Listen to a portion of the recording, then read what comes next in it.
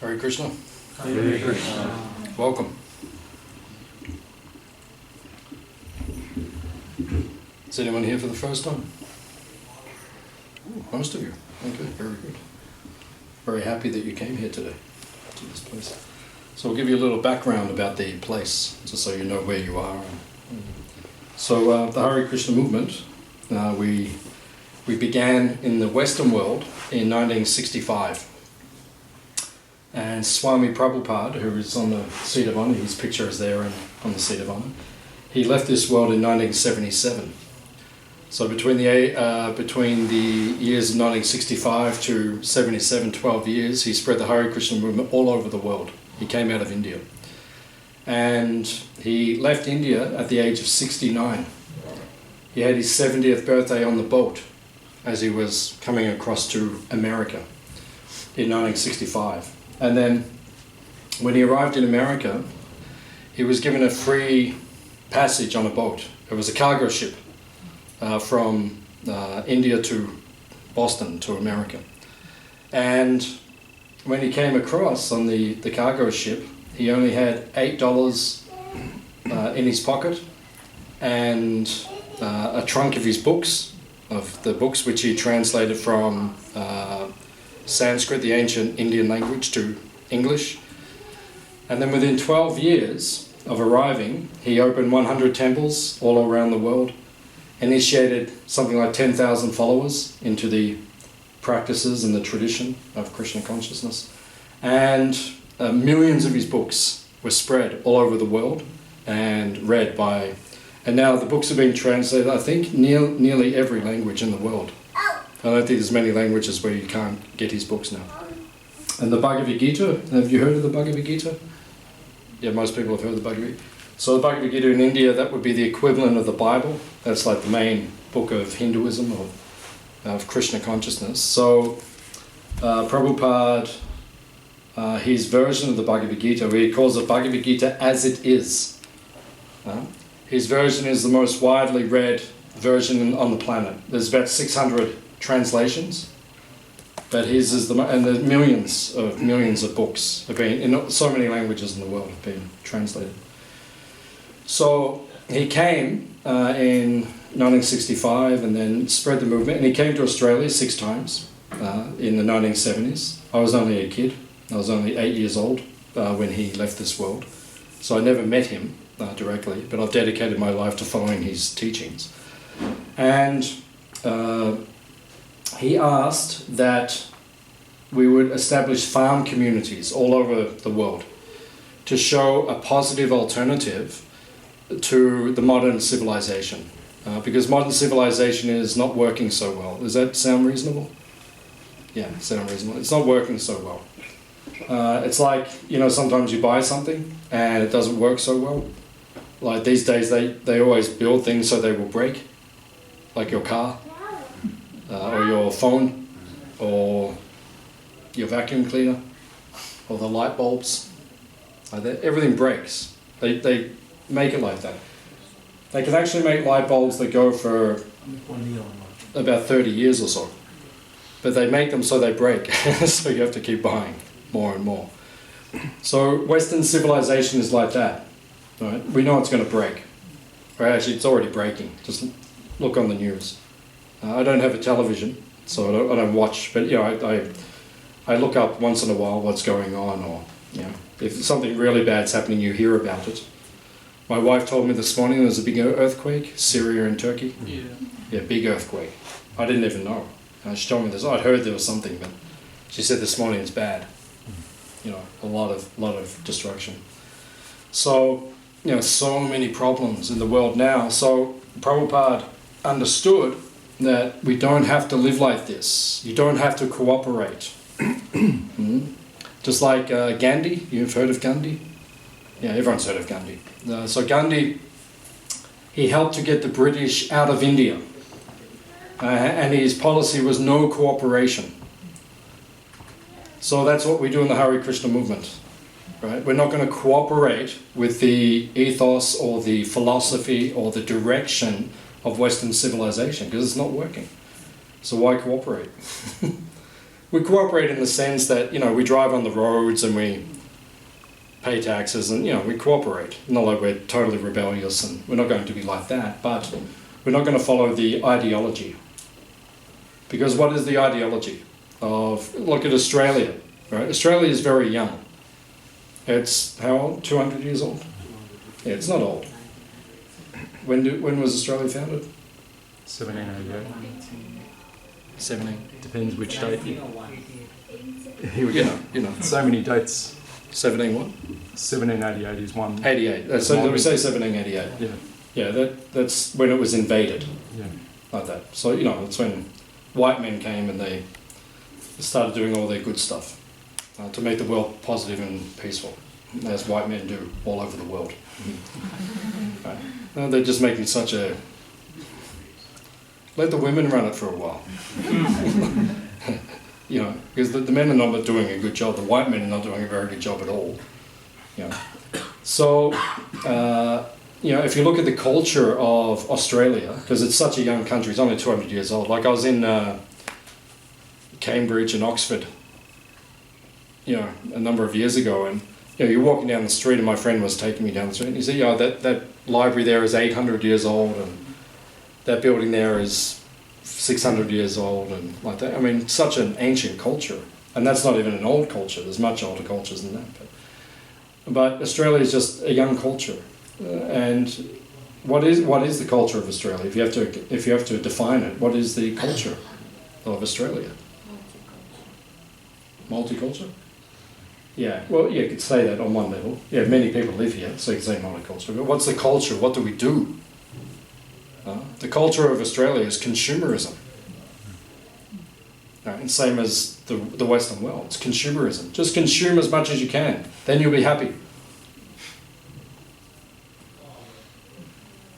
Buy a new phone, then you'll be happy. And get a new car. And get a new house. Then you'll be happy. That's the philosophy. That's the ideology. And it doesn't work. People aren't happy. We've got the most unhappy society in history. Right? Most technologically advanced society in history, and the most dissatisfied society in history. So Prabhupada's idea was to show a positive alternative. So that's why part of the Hare Krishna movement is these farming communities, these rural communities. He brought them all over the world. In Australia we have 3 or 4 of these kind of rural settings like that. We have one in Melbourne, which is near Byron Bay. Has anyone been to that one? You been? Yeah. Yeah, please visit that one. That one's amazing. Yeah, I don't even know why I live here. I was there 2 weeks ago with my friends. All my friends say, well, why don't you live here? And I said to my wife, why don't we live here? And she said, because we've got things to do down there. Like that. So anyway, we're here. We're here. And this is beautiful. This is beautiful. That place that's a whole nother level. It's the most beautiful place in Australia. It's just heavenly. This is 200 acres. That one's 800 acres. And it's beautiful. And it's on the side of Mount Warning. And the river runs across as you drive in, you drive over the river. Beautiful. And they have a beautiful yoga ashram up there. You can go and stay there. And and you pay a certain amount and you get all your meals and yoga classes and everything. It's very beautiful place. So, and then we have one near Newcastle, above Sydney. And then we have a retreat centre south of Sydney near Wollongong, Govinda Valley. And then we have this one, Hare Krishna Valley, down near Melbourne. So Prabhupada's idea was that we had these farming communities, and I think we have about 70 or 80 in the whole world, in many, many countries in the world. Some very successful ones. Actually, we have one in outside of Mumbai, in Wata. Do you know Wata? Yeah, so it's outside of Mumbai. I think it's 2 or 3 hours away from Mumbai in India, and it won the best eco-village in the world. It won the award, best eco-village. Oh, I've been there, it's amazing. All the septic, like all the water from the toilets and the bathroom and everything, it goes through a reed system, and by the time it passes through the whole system, like 3 levels of reed system, it comes out, you can drink the water. It's so pure. And an amazing situation that they're developed there. So anyway, we have these all over the world, these different eco-villages. But the idea is that we show the example of simple living and higher thinking. Because the motto of Western civilization is simple thinking and high living. Don't think too much. Thinking is dangerous. Don't think. And just live your life as much as you can, as high as you can. Just like our good friend, Donald Trump. Right? One of his mottos is, he who dies with the most toys wins. He said that. Right? And that was before he became president. Right? He who dies with the most, he wins. That's the success of life. He's not completely bad. He's not completely bad. He actually did service for us. He had some land in Manhattan and we needed to store some things, and he let us store things there for free. Many, many years ago. But he's done some good things. But then his overall philosophy, it's not working. You know, he wants to make America great again. Why? I don't know why. His whole philosophy is very, very strange. So we have this Western world, and we have this system that we need more things, we need to be more materially developed to be happy. But actually, what we're teaching on these rural communities around the world is that simplicity actually makes it easier to be happy. Right? Even if you live simply, we were discussing this before with everyone. We just finished a retreat a few minutes ago, and I had another 30 people here just a few minutes ago, and I was speaking these similar things. So, simplicity, it doesn't lead to happiness, right? It doesn't make your life perfect, but it will assist greatly by making your life more simple. So we live our lives very simply, as much as possible. You know, we're comfortable. You know, I have a car and I have a house and, you know, I have all those things. But, you know, we just try to live more simple, right? Don't make your goal of your life materialism, consumerism. Just making yourself more successful by gaining more material things. That doesn't lead to happiness. So what we're discussing before is that we don't just need a simple life. That is good. That's what this place is showing you. But then the second element, which is even more important, is that you need spirituality, right? Real spirituality. Because there's also a lot of false spirituality out there, pseudo-spirituality. Right? We need real spiritual teachings, which come from an ancient tradition, and which are being tested over time. And then when you practice it, you'll see if it actually has an effect on you. So one of our main practices we do here is called kirtan. We are the kirtan movement. Kirtan, anyone know what kirtan is? That's what you were all doing about 10 minutes ago. That's kirtan. It means chanting. Kirtan. We say chanting in English, but in the West, in the ancient teachings, they say kirtan. Right? Kirtan means glorification. Right? How did you like the kirtan? Was it okay? It was good? That's good. I've got to say, honestly, I've been living here 15 years. That was one of the best kirtans we've ever had.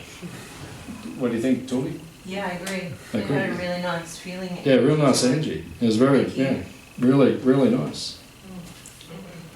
Yeah, it's very nice. Your group is a very special group. Please come again and again. Yeah, it was really nice. It was one of the best ones I've had in 15 years. It was very, very sweet. It had really nice energy. And everyone participated. Everyone participated. It was nice. Like that. And you gave your heart to it as well. Yeah. Maybe you didn't even know what you were doing.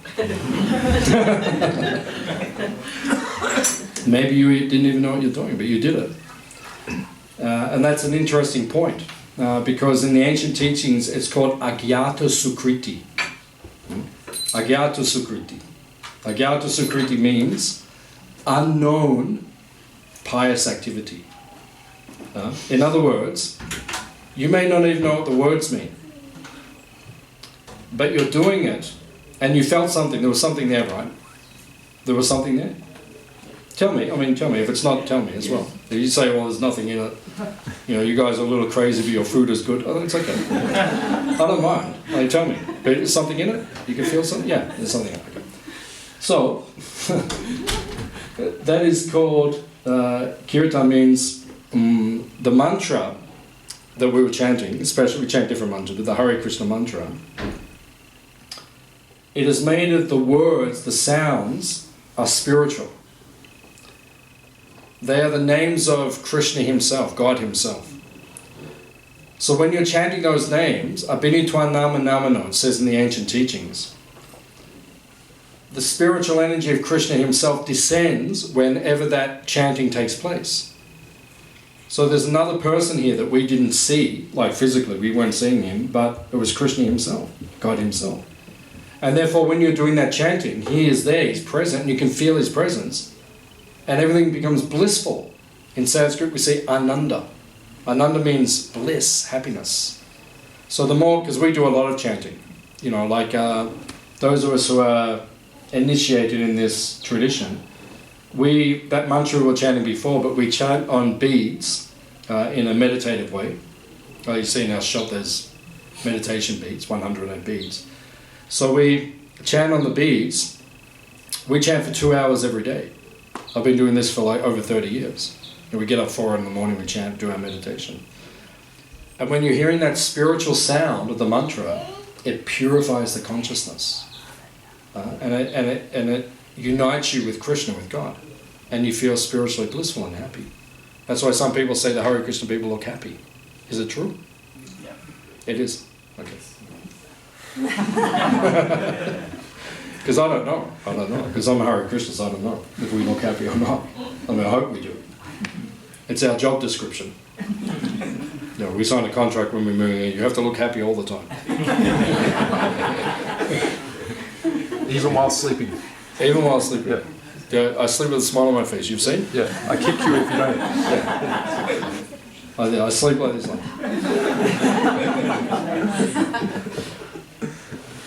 Just listen. So we're meant to be like this. We're meant to be always happy and blissful. So it means that spiritually satisfied deep within. There's spiritual satisfaction. So that's what the mantra does. And that is called union. Or in Sanskrit we say yoga. Yoga means connection or union. Bhakti, we do bhakti yoga. Like when you drove in on the front sign, it says Bhakti Yoga Ashram. And bhakti means the yoga of devotion. That everything we do here is devoted for the pleasure of Krishna, of God. That's called bhakti yoga. So it means everything we do is dedicated somehow to Krishna or God. It is service, seva.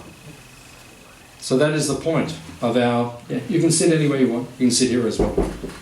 Everyone's sitting on this half, but you can sit wherever you want as well. So that is the purpose of our tradition here. The purpose of this place is to teach these things. Right? It is a positive alternative. You know, people come here and they learn from us. This is how we can live. You can live differently. So that when you go back to your lives in the material world, in the culture that we live in now, you can adapt some of the practices into your life to make your life more spiritually meaningful. So that's what we are teaching here. That's the purpose of the place. So it's all based on very ancient teachings. So I'm very happy you all came here today. It was a very nice group. And like I said, the chanting was very blissful with all of you here. So I think it's a very special group actually. I'm very happy that you came. So then we brought, when we brought this farm in 1987. So the first farm that we brought in this part of the world, in this part of Australia, was in Renmark, which is up near, you know Mildura? Up near the Murray River, the very top of the state. 6 hours drive from here. Well, from here about 7 hours drive. And Renmark's out beside Mildura. We had 20,000 acres. This property is 200 acres. We had 20,000 acres on the Murray River up there. Because that was in the early 80s. And there was a rumor at the time World War III was going to happen.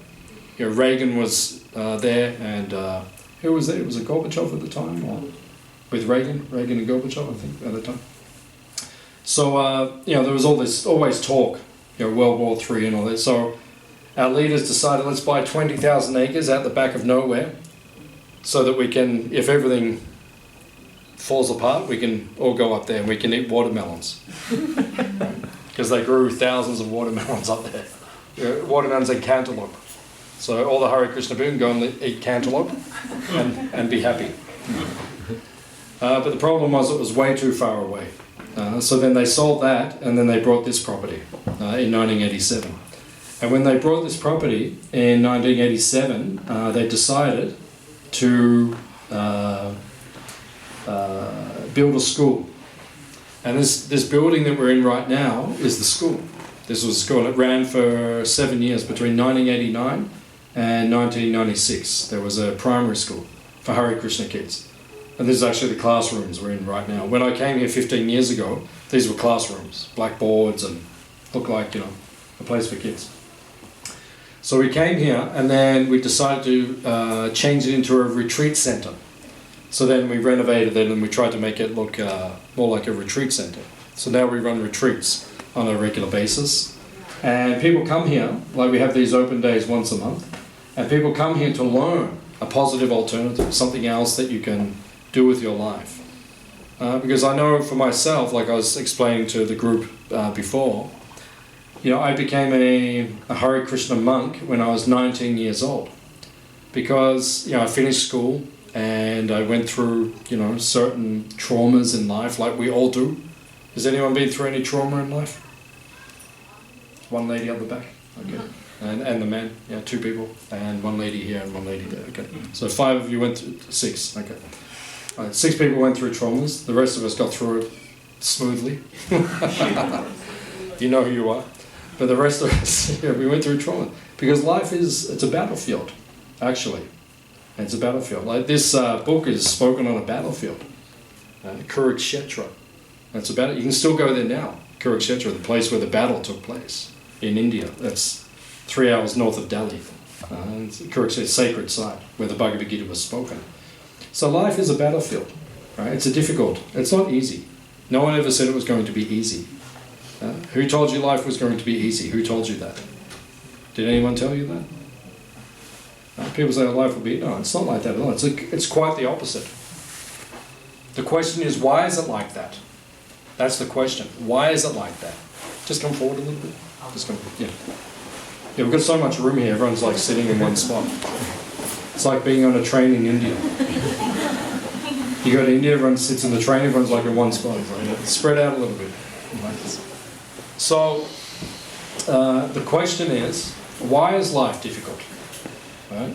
This is an important point. Why is life difficult? The life is difficult because in the Bhagavad Gita, in the 13th chapter, I believe, Krishna says there are 2 worlds. There's Para-Prakriti and Apara-Prakriti. 2 worlds. One is called superior, one is called inferior. Which one do you think we're in right now? Oh, good guess. You all get a free dessert today. So we're in the inferior world. This is not the good world. There's another world, and it's a lot better. Hands up, you believe there's another world. Hands up, you believe there's another world. Yeah, whatever it is, that's up to you, but there's another place. Something beyond this. Right? I'm pretty convinced there is. Since I was as young as I can remember, I've always known there was something else beyond this. This is not it. This is what we call reflection. Krishna, in 15th chapter, Bhagavad Gita, Krishna says reflection. It looks like the other world. There's people and there's plants and there's animals, but it's not like the other world. Because on the reflection, when the tree is on the water, the reflection, and it's perfectly still, it looks like the same as the other tree, the real tree. But as soon as you touch the water, it all disappears. Dream. What's it? Dream. Very good. Yeah, swapna. Yeah. You've been here before. Swapna. Yeah, swapna means dream. This is all a dream. Meaning that it's real. It's not like a dream like sometimes people say it's a dream. It's not. No, it's real, what we're going through. Why is it called a dream? Because it is temporary. Krishna says in Bhagavad Gita, this world we're in now is dukkalayam ashashvatam. Ashashvatam means? Ashashvatam? Some of you must know. Forever. Ashashvatam means temporary. Temporary. It doesn't last. Dukalayam means, Dukalaya means Suffering. place of suffering. That's what this world is, right? It's a place of suffering and it's temporary, right? It was created to be like that. Why? Because originally we were in the other world. We were in the spiritual world. And because we have independence, Krishna gave us independence, we chose to leave that world. And then we came into this world. But when we came in here, Krishna said, you can go there, but it's temporary and there's a lot of misery. Enjoy yourself. Have fun. So we got here and we're trying to enjoy ourselves, but it's not working out perfectly. Hands up if you're perfectly happy. Oh my God, no one. What's wrong with this world? Huh? I give class and not even one person can tell me they're perfectly happy. Why is that? Because we're in the wrong place. We're like a fish which is out of water. If you take a fish out of water and you put him on a banana lounge next to the pool and you give him Coca-Cola and you give him a ghetto blaster, they still have them? You know Wireless speaker. Wireless speaker. Bluetooth. You give the fish whatever you want. The fish is never going to be happy. The only thing the fish wants is to get back in the water. Right? Then he'll be happy. So we are the same. We are Jivatma, we are soul, we are spirit. And we've left the spiritual world. So in this material world we'll never be happy because we don't belong here. Right? It's set up like that. And then once we become detached from this place, we can then begin the process of going back to the other place. Right? That is spiritual life. That's what we're practicing. So when I was 19, I felt like that. I felt like I've been through too much and I now need to find a positive alternative. So this was the Hare Krishna movement, unfortunately, and I became a monk when I was 19. And then for 8 years I lived as a monk. And then I practiced spiritual life. Right? And I chant this mantra every day. Right? And we practice a spiritual way of life. So that our life has some higher purpose or some higher meaning. Otherwise you feel very dissatisfied in your life. You need some answers to the questions of why are we here, what is this about, where are we going to. Right? And when we get these answers, then we begin to feel more happy, more satisfied. So then, after 8 years, I got married, and I've married Atuya, who is my good wife, a very spiritual person. One thing that I learned for the 8 years of being a monk is that whatever decisions you make, they have to have a spiritual purpose. Right? Your spirituality has to be the first part of your life in all your decision making. Then your life will be successful, it will be happy. So when I decide to get married, I look for a spiritual wife. Right? I don't just choose a wife because she's rich, or because she comes from a good family, or she has 3 PhDs. Huh? She has all those things anyway. But she's a very humble person, so she won't say that. But what do we choose? We choose someone who is spiritually qualified, who is serious about spiritual life, who has like a spiritual heart, a spiritual intent. So every decision I make in my life is like that. Spirituality comes first, then everything else will fall into place. Right? Otherwise your life will never work. Right? But if you put your spirituality first, everything will fall into place. Everything will be as good as it can be in this world. Right? You'll be happy in a world where you can't be happy. Does that make sense? It makes sense? Okay. Yeah. Actually, it doesn't make sense to me. But it makes sense, yeah. You can be happy as you can in a world where you cannot be happy. But you have to have a spiritual way of life. So that's what Hare Krishna Valley is for. The purpose of this place is to teach that positive alternative. It's to teach something else, that you can live your life in a different way. So we do this kirtan. So this kirtan that we do, this chanting we do this meditatively, and we also do it together whenever we can, like we did today. You can try that in your own home. Right? You can do the chanting on the beads, we can teach you how to do that, or you can just dance and chant like we did before. Just grab your kids and just go around the kitchen table. Put your hands in the air and just chant. Hare Krishna. Right? And your life will be peaceful. And if it doesn't work, we'll give your money back. We have money back guarantee here. If the Hare Krishna chanting doesn't work, you all get your money back. And if it does work, then come and do it again. What's the problem? We enjoyed ourselves, didn't you? So we teach people this, right? This chanting, this mantra meditation is our main practice, actually.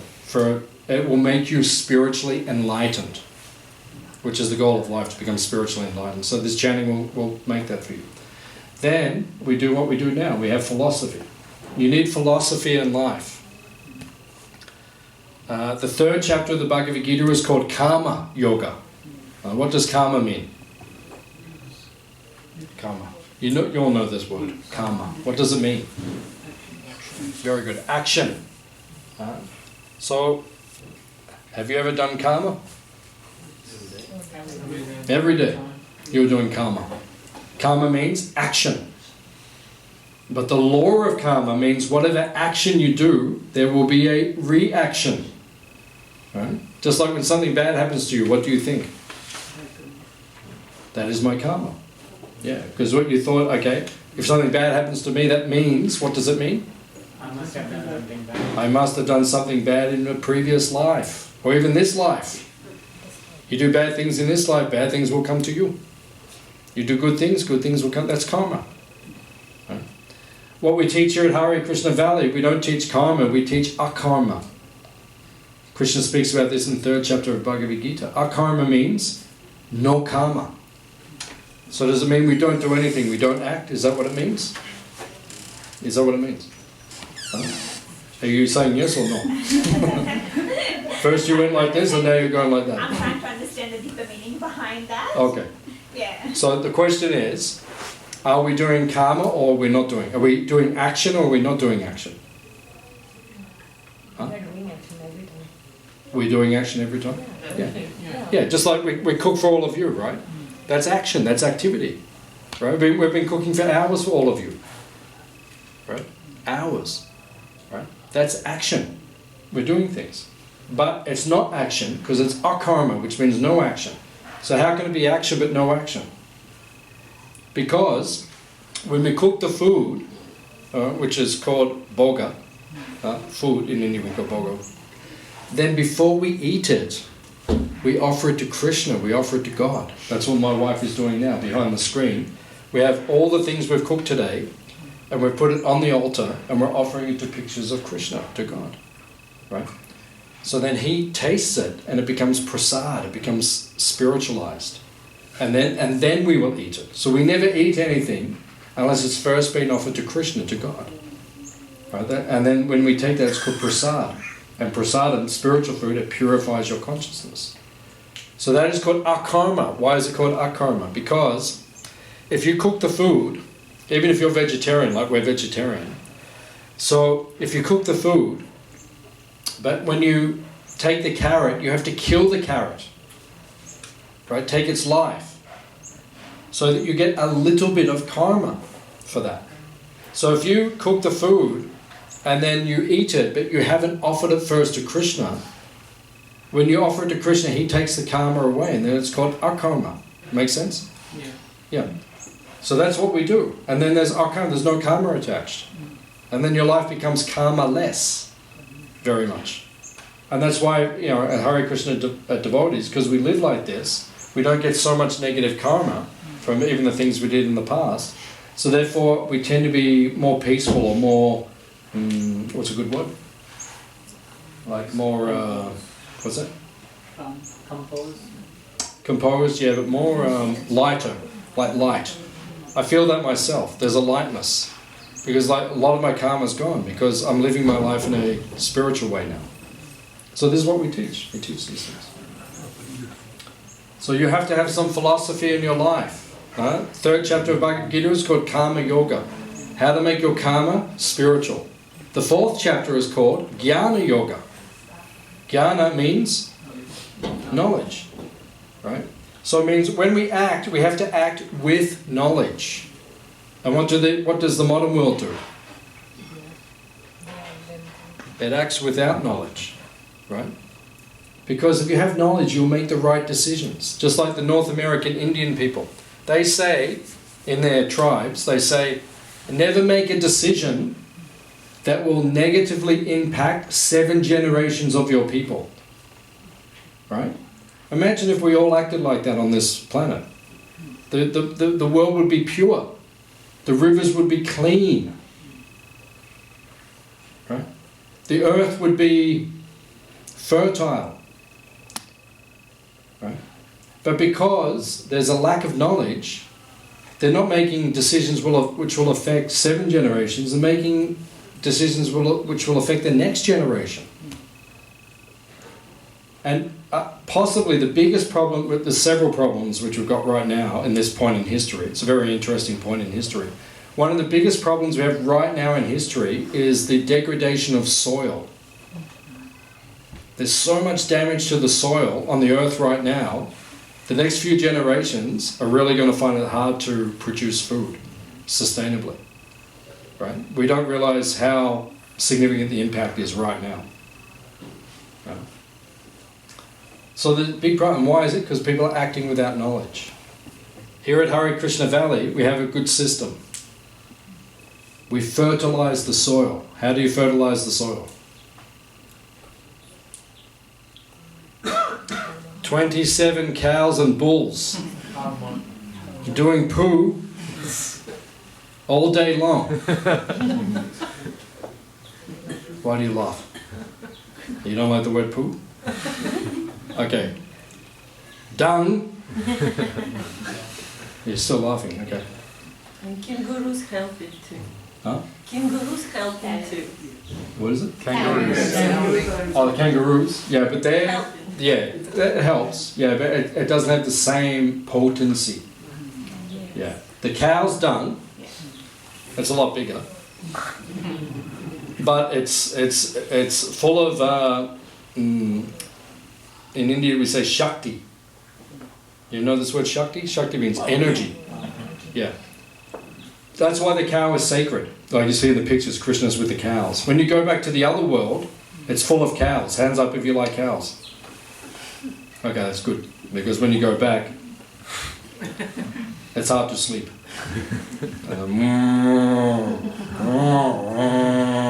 All day long. Cows, everywhere. A lot of cows. So, the cows, they're not an ordinary animal. That's why in India we say holy cow. Or we say sacred cow. Gomata. In Sanskrit we say, means cow is the mother. Why? Because she gives milk. What does your mother give you when you're born? Milk. The first food you live on is milk. That's all you live on.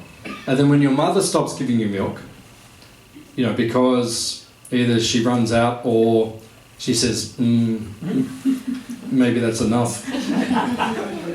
You know, it happens. Like, you know, my mum's what, 72 or something like that. So, you know, I said, Mum, you know, do it. Milk. You know, she probably say, you know, Kesava, come on. You're 53 now, like. Just go and milk your cows, you know. So what the mother, what she will stop doing, then the cow, she is the mother, she will continue. She will continue like that. So that's why she's considered the mother. She's sacred. And everything which comes from the cow, it has benefit for the human beings. Everything. It's interesting. And science is actually proving it now. It's funny these days, people, when we say something, they'll say, oh, maybe it's true, maybe it's not true, they'll say like that. But if a scientist says it, they say, oh, it must be true. The scientist, or science says, oh, it must be true. That's what people are like now. Everything, like scientists are the gurus. Right? But the scientists, they're just reconfirming what we already know. We know everything from the cow has potency. Benefit. The milk is very powerful. Like I was drinking the milk from our cows this morning. Very powerful. When you drink it, like nourishes your body, your mind, your heart, your spirit, everything. It becomes nourished.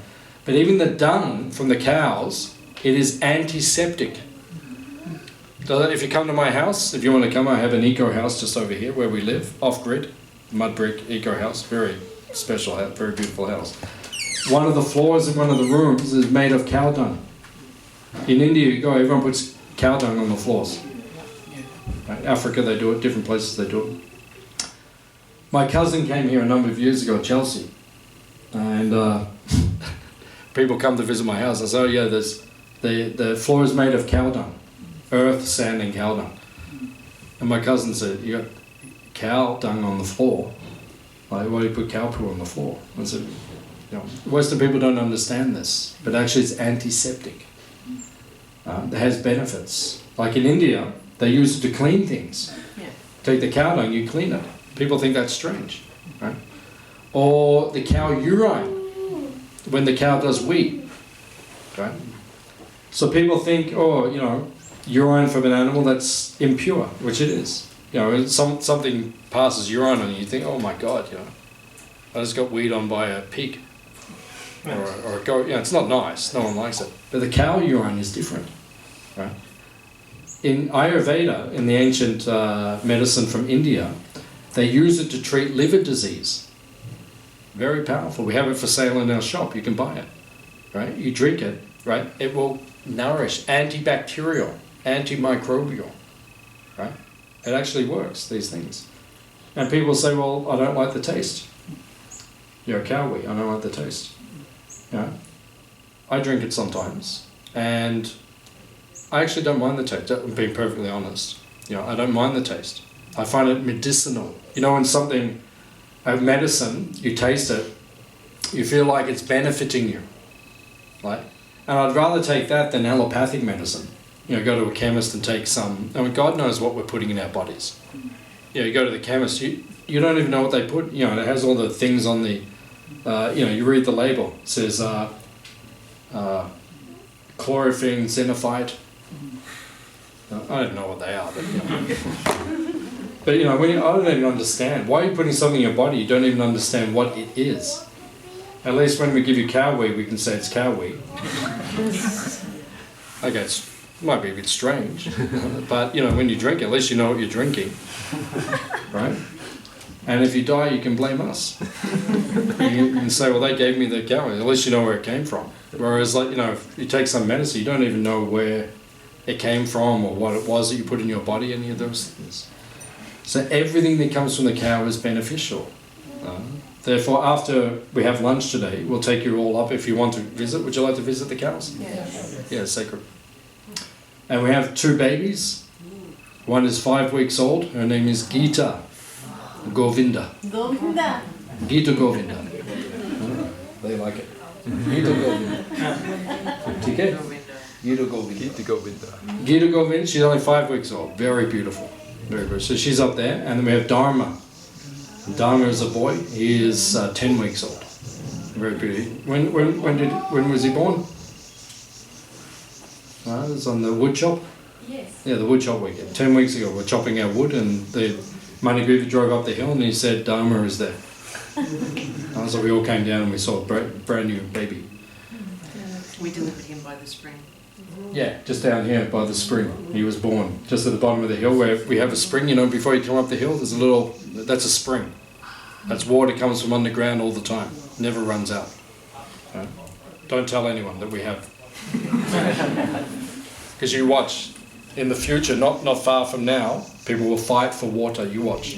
You watch. People will fight for water. So don't tell them we have a spring. Because they will come here and they will try to take the water. But we have so much. You can come. All of you can come. If you run out of water, come here, we'll give you water. Okay? Water and rock melons. Yeah? You can all live on water and... what's that on the other farm we had? Oh, rock melons, yeah, water and rock melons. They know what I'm talking about. Not that. That's amazing. No, it's okay. So, yeah, we have the spring. He was born down near the spring. So this place is significant because the dairy we have here, we milk the cows in the morning and sometimes in the evening. Then it is called ahimsa dairy. What does ahimsa mean? No violence. No violence. Because all over the world now, when the cows stop giving milk, what do? Kill the cow. Kill the cow. But the cow, it says in the Vedas, the cow is the mother. Would you kill your mother? If your mother is not giving you milk, would you say, okay, sorry, the contract is broken.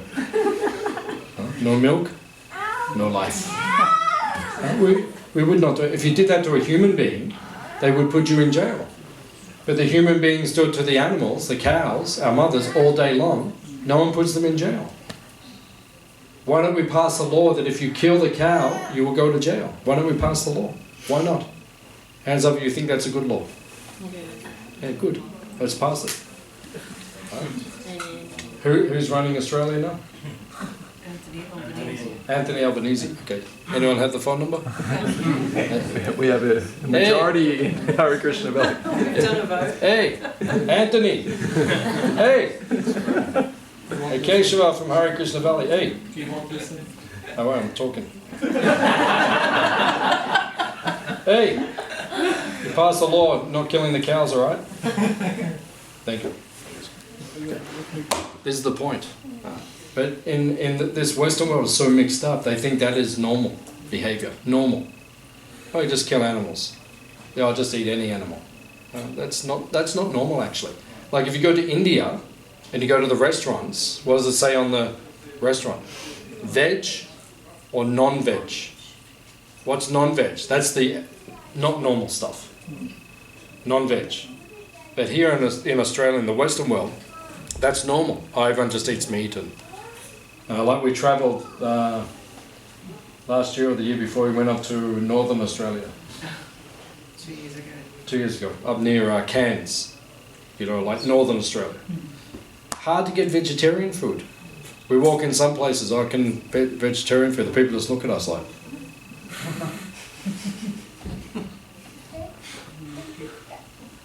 Vegetarian, get some vegetarian, okay. So you get like a white bread roll, and put some lettuce on it, 1 tomato, and I say, oh, thank you, it's so nice. I'm so satisfied. My God. I've never had such a good meal. This is the nature. This is unnatural, actually. The natural way to live is to eat, like when we have our lunch today, you'll see so many varieties. So many varieties. Vegetarian food. Do we look like we don't eat enough? Do we look? Huh? Do you call me fat? She's looking at me, she's going. A little bit. This is why I like the Indian people, they'll tell you on your face. They say you are fat. I don't have a problem. I'm Indian anyway, so I spend so much time in India. We call it purity, pure heart. What's that? Purity. Yeah. I mean, whatever is Pure on heart. Yeah. your heart. Yeah, in India we call it purity, in the West we call it rude.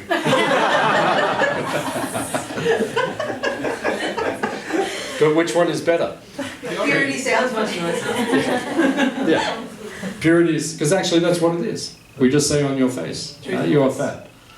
Yeah? Did you have good prasad? Yeah, you had good meal? Okay, good, you're fat. So, you'll see, like, we will have so many varieties. I've been Hare Krishna, over 30 years, been practicing. Don't touch that, don't touch that. Don't touch. I had this Hare Krishna food for 30 years, so many varieties. Oh my God. I take people to India every year. I take to Vrindavan, where Krishna appeared, and Mayapur, our headquarters, and Puri, Jagannath Puri, holy places. So I take people there. But the food, the prasadam, the food offered to Krishna, people, they cannot believe it.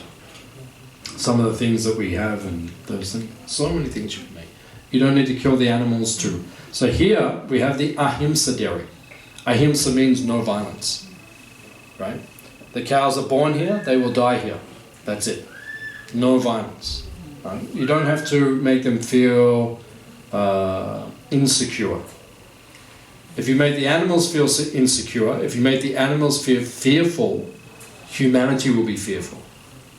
Just like now we have a big war. Where is the war? Ukraine, right? Russia and Ukraine.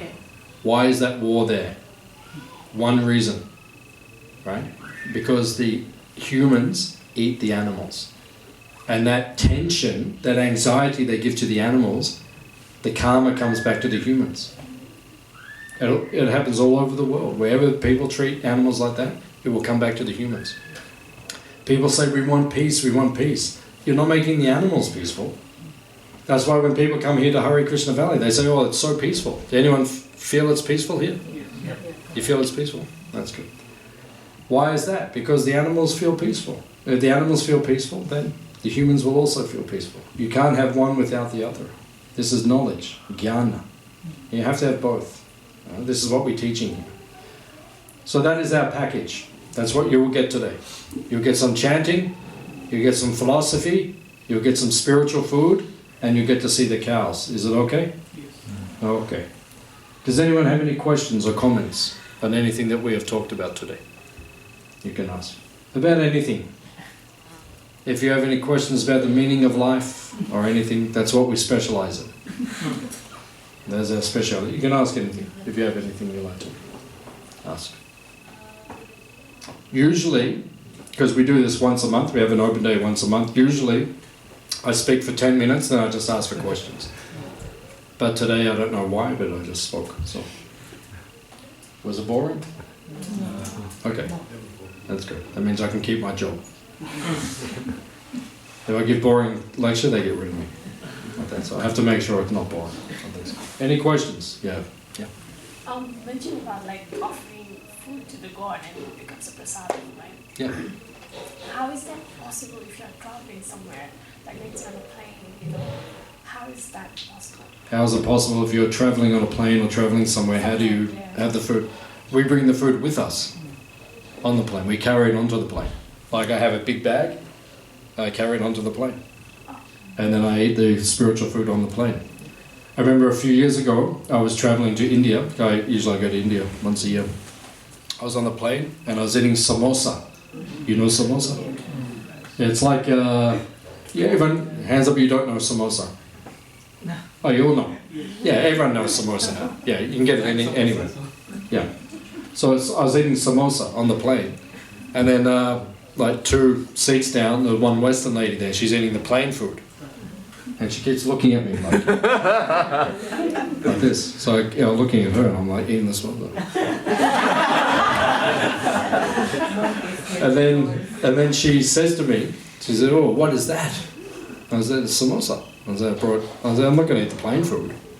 Yeah, sometimes I do. Well, there's nothing else, but I get the Jain meal, I think they call it.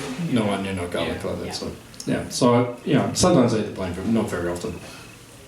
So I was eating the samosa, and I said, she's looking at me, just kept looking. I said, "You want one?" She goes, "Yeah."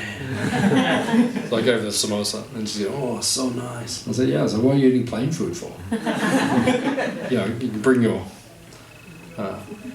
When I was young, when I was a monk, I went to Germany. I was doing some training there, and then I flew back. And then when I was flying back, it's a long flight, like 20... It must be, I don't know, 24 hours or 27 or something. It's a long flight. So I had to fly from Germany to, how long does it take? Like from there to Australia? It must be 27 or something. Yeah. It's a long flight. So I went to the Hare Krishna restaurant just before I flew, and I had to get some prasad to take on the plane. But they were closing the restaurant when I got there. And they only had samosas. So I got 30 samosas. 1 per hour. Yeah, 1 per hour. So every hour is like one. And I think I finished them. Every 6 hours I would have like a meal. Like that. It's only like 6 samosas or something. Every 6 hours or something. It's not so much. So I did, but by the time I got there I finished. That's all I had to eat. Like that. But I would rather eat that, the spiritual food. Because then it has some spiritual... You'll see when you have our food today, it has some spiritual energy. And just by eating it, you become enlightened. That's called prasad. Just by eating prasad, you become enlightened. Right? It'll make your brain tissue spiritualized. And then it'll be easier to think about Krishna and think about spiritual things. It works like that. So. Does that answer your question? Yeah. That's what we do. We just take it with us. It's a good tips for us. What's that? It's a good tips for us. Yeah, it's a good tip. Yeah, that's what we do. We just take it with us. And We then, had many picnics on the floor at Singapore airport. yeah. Everyone else watches and goes, whoa. Because normally we're flying to India, we stop in Singapore, so we have like 4 hours or something. So then we find a quiet place in the airport and we have a picnic. You know, there's maybe 10 of us who are flying with me to India. And we all sit down and we all start sharing our prasad and we have a picnic. And all the people will walk past like, oh, what are these guys got? You've got really good prasad. So that's what we do. We're a little bit different. Everything we do is a bit different. But we're happy. Some people say we're a little bit crazy. But that's okay. But that's okay. We'll have to be crazy and happy. And that's okay. Okay? Yes. Okay. Any other question?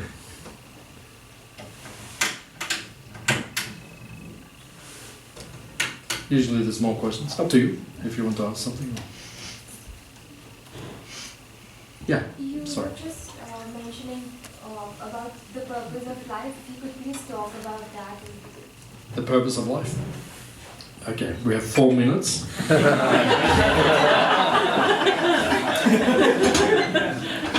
So you're going to get the condensed version.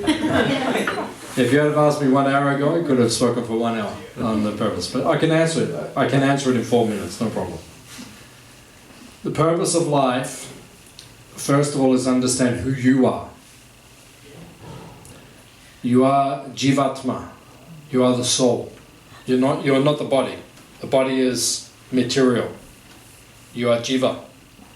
In Sanskrit we say Atma, soul. You understand? Okay. That's the first part of the equation. Okay, so now you understand who you are, right? The second question is, now what do I do? Because now I know who I am, I'm the soul, but now what do I do? Now I have, the soul is eternal. He lives forever. No beginning, no end. So now, that's a long time, you have to know what to do with your time. So now what to do with your time, you have to understand the purpose for your soul to be happy, because the purpose of life is happiness. Right? If we're not happy, we don't feel complete. Is it true? Yeah. Everyone wants to be happy. Hands up, you want to be happy? Everyone, yeah, everyone wants to be happy. That's the purpose of life. You know, you don't come to Hare Krishna Valley today, someone says, oh, it's terrible there, come. Oh, the food is terrible, go. Why would you go? If someone says, oh, the place is horrible, the people are not happy and the food is not good, why would you go? So we go somewhere because we think, oh, it's going to give us happiness. Oh, the people are happy, the food is very nice, the prasadam. Yeah, I will go there.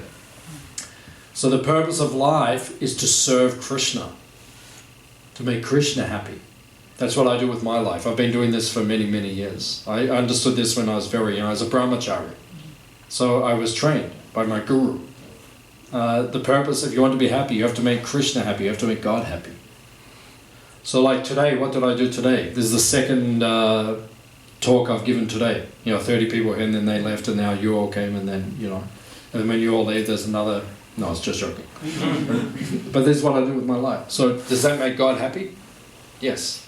Because I could speak about anything today. I could speak about economics, how to make more money, right? And maybe more people will come if I spoke about that. If I could speak about so many things, but no, I speak about how to serve Krishna, how to become self-realized. So that is the purpose of life. Understand who you are, and then who Krishna is, and then just serve him. 3 minutes. Pretty good, huh? 3 minutes. Because you could ask that question to so many people on this planet. What is the purpose of life? They write books about it and they still don't get it right. But you go to the bookshop, you get books and books and books. What is the purpose of life and this and that? And then there's life coaches now and all the life coaches. You've just got to feel good. You've just got to be positive. That's not the goal of life. They tell you so many things these days. Everyone has their opinion. And you can follow whatever opinion you want. But you're asking me, so I'm giving you the Bhagavad Gita as it is. This is ancient teachings as it is. Nothing changed. And it works. It works for me. If you like, you can try it. And if it works for you, okay. Is that okay? Okay. Good question. Next time I ask it early, I'll give you a long version. I'll speak for 1 hour. This time I'll ask it in the beginning so that we can Yeah. have the whole discussion. Yeah, whole digital. 1 hour on the meaning of life. Like that. Yes. It's the same thing anyway. I just said 3 minutes. I said the same thing. So, no problem. Any other questions?